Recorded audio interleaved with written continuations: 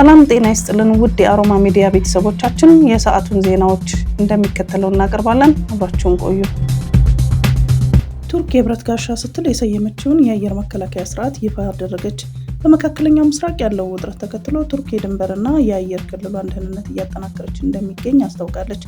በቀጠናው ውጥረት እየጨመረ መምጣቱን ተከትሎ ደህንነቷን እያጠናከረች ስለመሆኑ የገለጹት የመከላከያ ሚኒስትሯ ያሳር ጉለር ቱርክ የብረት ጋሻ የሚለውን ስያሜ ያለውን የአየር መከላከያ ስርዓት መጠቀም መጀመሯን ጠቁመዋል።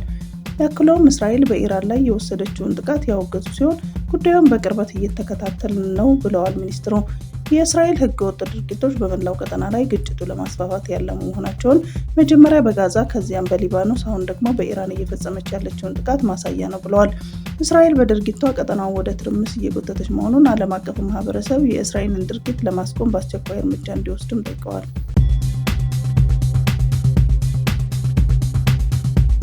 ኢራን ዜጎቿን ዋትስአፕን እንዲሰርዙ ጥሪ ያቀረበች። በመካከለኛው ምስራቅ ወታደራዊ ውጥረት እየናረ በሄደበት ወቅት ኢራን ዜጎቿን ዋትስአፕን እንዲሰርዙ ጥሪ ያቀረበች። ይህንን ሁለቱን ሀገራት የከፈቱትን የመረጃ ጦርነት አካል ነው ተብሏል። ፌስቡክ እና ኢንስታግራምም የሚያስተዳድረው የዋትስአፕ እናት ኩባንያ የሆነው ሜታ ዋትስአፕ ከመልእክት መላኪያ መተግበሪያው የሚገኘው መረጃ ለእስራኤል ያካፍላል የሚለውን የኢራንን ክስ አስተባብሏል። ሰዎች መረጃን እጅግ ወደሚፈልጉበት በዚህ ወቅት ከነዚህ የሐሰት ውንጀላዎች የመጡት አገልግሎታችንን ለማገድ ሰበብ ፍለጋ ይሆናል ሲሉ የሜታ ቃል አቀባይ ስጋታቸውን ገልጸዋል። በመግለጫው ላይ ለቤተሰብና ለጓደኞች በዋትስአፕ የሚልኩ ሁሉም መልእክቶች ከመጨረሻ እስከ መጨረሻ የተመሰጠሩ በመሆናቸው ላኪውና ተቀባዩ ካልሆነ በስተቀር ማንንም ሰው እነዚያን መልእክቶች ማግኘት እንደማይችል አብራርተዋል።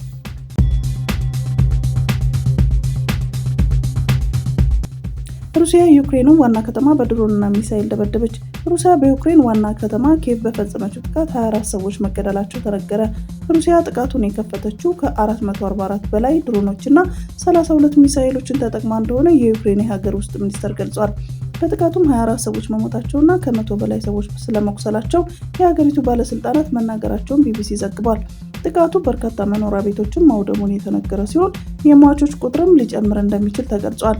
የሩሲያና የዩክሬን ጦርነት ከተጀመረ በኋላ መጠነ ሰፊ ነው የተባለለትን ይህ ጥቃት በኦዴሳ አካባቢ ተጨማሪ ጉዳቶች ሳያስከትል እንዳልቀረም ተዘግቧል። የዩክሬን ፕሬዝዳንት ቮሎዲሚር ዜሌንስኪ ጥቃቱን እጅግ አስፈሪ ጥቃት ነው ሲሉ ገልጸውታል።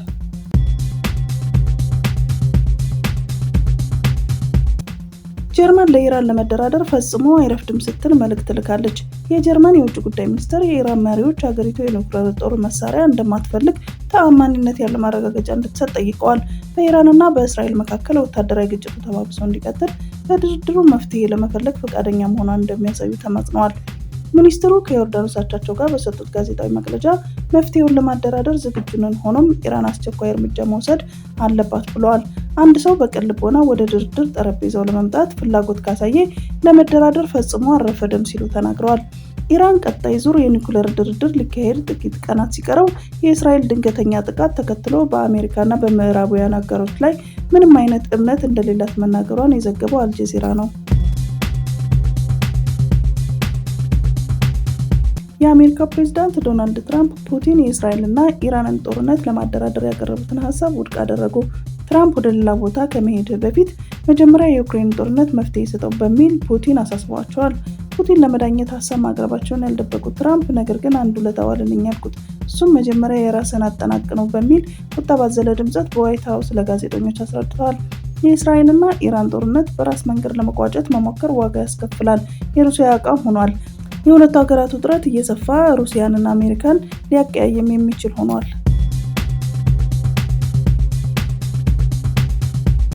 የቀድሞ የኢራን ፕሬዝዳንት መሐመድ አህመድ ነጃድ አልሞትኩም አሉ። በትናንትናው ዕለት እኚህ የቀድሞ ፕሬዝዳንት ከሚስታቸውና ከሁለት ልጆቻቸው ጋር መገደላቸውን በስፋት የተሰራጨ ሲሆን ጽህፈት ቤታቸው በኩል ዛሬ መግለጫ አውጥተዋል። በመግለጫውም ስለኔ መገደል የተወራው ፈጽሞ ሐሰት ነው። ይህ የውጭ ኃይሎችና በአገር ውስጥ የሚገኙ ተባባሪዎቻቸው የሚያካሂዱት የስነ ልቦና ዘመቻ አካል ነው ብለዋል። የህንድ ጠቅላይ ሚኒስትር ናሬንድራ ሞዲ ከፓኪስታን ጋር የነበረውን ግጭት እንዲቆም አሜሪካ ያደረገችው አስተዋጽኦ የለም ብለዋል። ህንድና ፓኪስታን ከ4 ቀናት ውጊያ በኋላ የተኩስ አቁም ያደረጉት በሁለቱ ሀገራት ወታደራዊ አመራሮች ውይይት እንጂ በአሜሪካ አሸማጋይነት አይደለም ሲሉ ተናግረዋል። ትራምፕ ባለፈው ወር የነበረውን ግጭት ሁለቱ የደቡብ እስያ የኒውክሌር ታጣቂ ሀገሮች በአሜሪካ አደራዳሪነት ተኩስ አቁመዋል ብለው ነበር። ምንም እንኳ ትራምፕ የሀገራቸው ሚና ከፍተኛ እንደሆነ ቢገልጹም ሞዲ ግን የሶስተኛ ወገን ተሳትፎ እንዳልነበረው ተናግረዋል።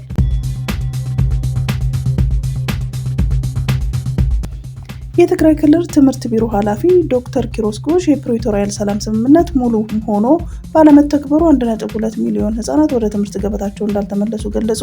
የጦርነቱ ጦስ ዛሬያችንን ብቻ ሳይሆን ነጋችንን እያጨለመ ነው ብለዋል። ኃላፊው ይህንን ያሉት ይበቃል በሚል መሪ ቃል ተፈናቃዮቹ ዛሬ በመቀሌ ማካሄድ የጀመሩት ሰላማዊ ሰልፍ በመደገፍ በማህበራዊ ትስስር ገጻቸው ባሰፈሩ ጽሑፍ ነው። ተፈናቃዮቹ በሁለት ሳምንት ለ3 ቀናት የሚዘልቅ ሰላማዊ ሰልፍ ሰኔ 11 2017 ዓ.ም ሮማናት አደባባይ ማካሄድ ጀምረዋል።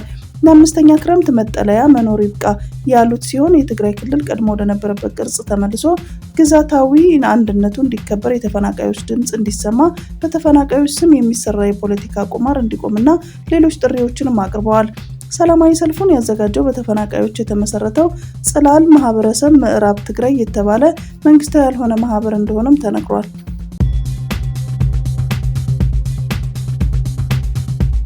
እስራኤል በኢራን ላይ በፈጸመችው ጥቃት እስከ እሁድ ምሽት ድረስ 224 ሰዎች መገደላቸውን 1277 መጎዳታቸውን ኢራን አስታውቃለች።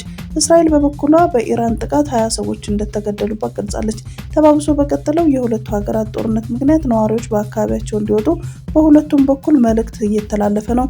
ኢራን የእስራኤሏን ሃይፋ ከተማ በተወሰነ ክፍል ያሉ ነዋሪዎች ለህይወታቸው አደጋ ስለሚኖር አካባቢያቸውን ለቀው እንዲወጡ ማስጠንቀቂያ ሰጥታለች። እስራኤልም ነዋሪዎቹ ከተለያዩ የቴህራን ክፍሎች ለቀው እንዲወጡ እያስጠነቀቀች ነው። በዚህም ሰዎች በቻሉት አቅም ወደ አጎራባች ከተማ እየወጡ እንዳለ ተነግሯል።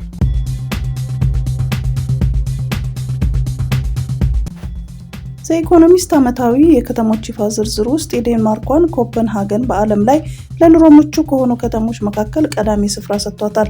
የዴንማርክ ዋና መዲና የሆነችው ኮፐንሃገን አረንጓዴ ምድር ከዘመናዊ ቴክኖሎጂ ጋር ተስማምተው በጋራ የደመቁባት፣ ያለፈውን የአሁኑም እንዲሁም የወደፊቱን የከተማ ባህሪ በአንድነት የምታንጸባርቅ ልዩ ከተማ ናት ተብሏል።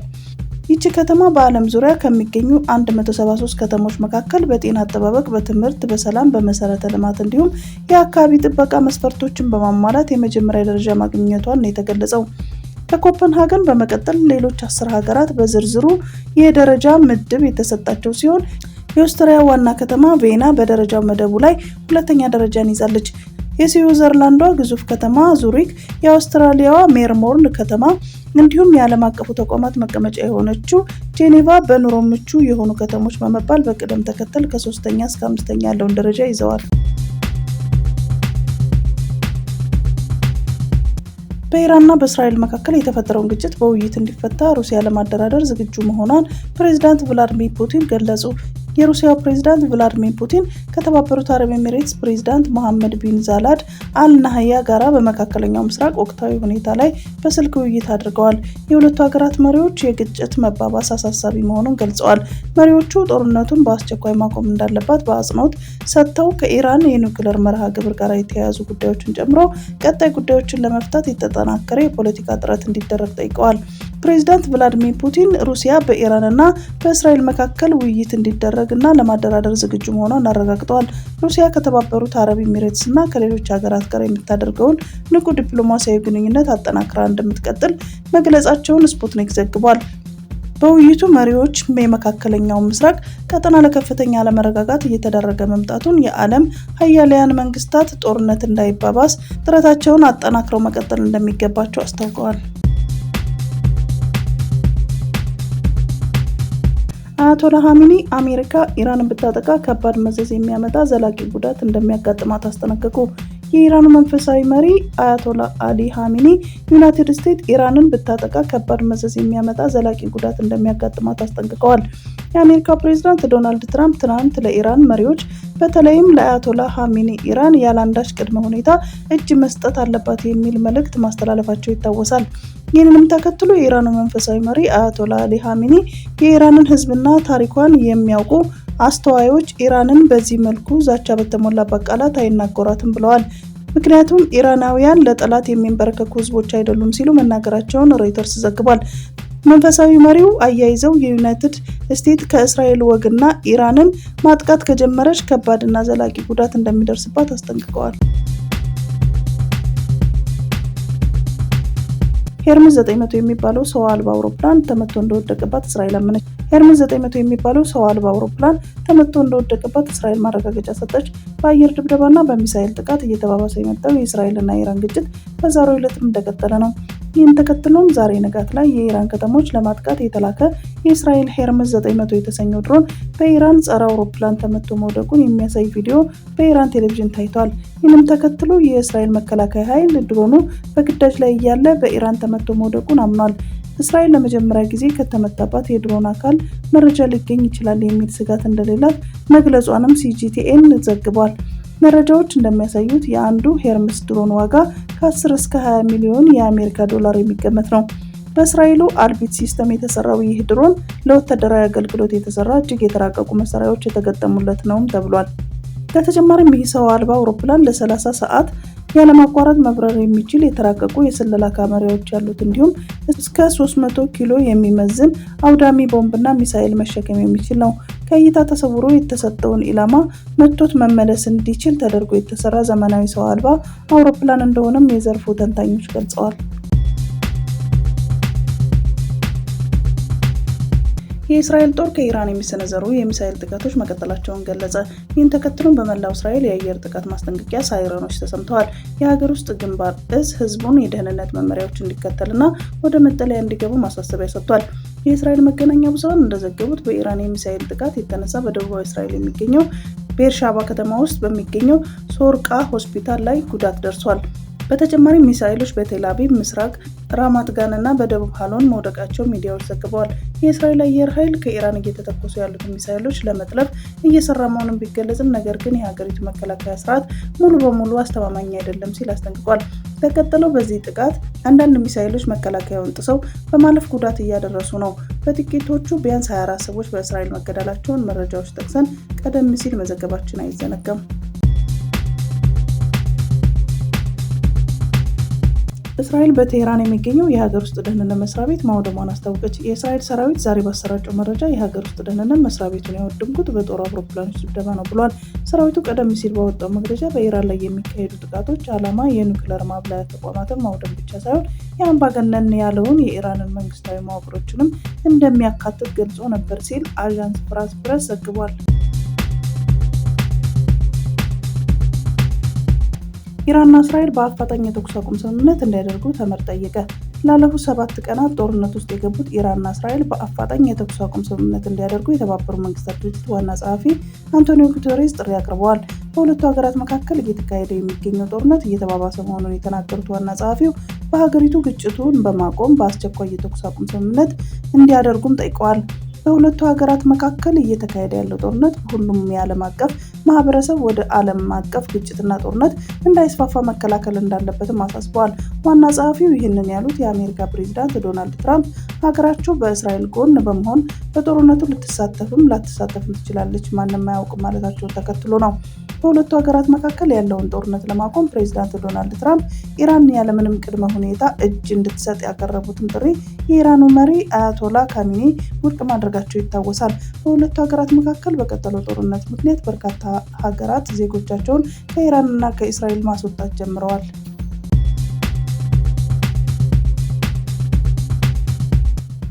የኢትዮጵያ ጤና ባለሙያ ማህበር ታገደ። በቅርቡ የጤና ባለሙያዎች ያደረጉትን ስራ የማቆም አድማ ተከትሎ አመራሩ ታስረውበት የነበረው የኢትዮጵያ ጤና ባለሙያዎች ማህበር መታገዱን የማህበሩ ፕሬዝዳንት አቶ ዮናታን ዳኘው ለአዲስ ስታንዳርድ ገለጹ። እግዱ የተላለፈው ከኢትዮጵያ ሲቪል ማህበራት ድርጅት ባለስልጣናት በኩል መሆኑን የገለጹት አቶ ዮናታን የእግድ ደብዳቤው ላይ ጠቅላላ ጉባኤ አላካሄዳችሁም፣ የፋይናንስ ሪፖርት አላቀረባችሁም የሚሉ ክሶችን መነሳታቸውን ተናግረዋል። አቶ ዮናታን አያይዘውም በመመሪያና የሀገሪቱ ሕግ በሚፈቅደው ነው የተንቀሳቀስ ነው፣ ከዛ ውጭ ያደረግነው ነገር የለም ሲሉ ጠቅሰው እግዱ በዋነኛነት ከጤና ባለሙያዎች እንቅስቃሴ ጋር የተገናኘ ነው ብለው እንደሚያምኑም አስታውቀዋል። ማህበሩ የተመሰረተበት ዓላማ ለጤና ባለሙያዎች ድምጽ ለመሆን ነው ሲሉ ገልጸው ጤና ባለሙያው ተገቢውን ቦታ እንዲያገኙና በሰሩት ልክ እንዲከፈላቸው ነው ድምጽ ስናሰማ የቆየ ነው ብለዋል።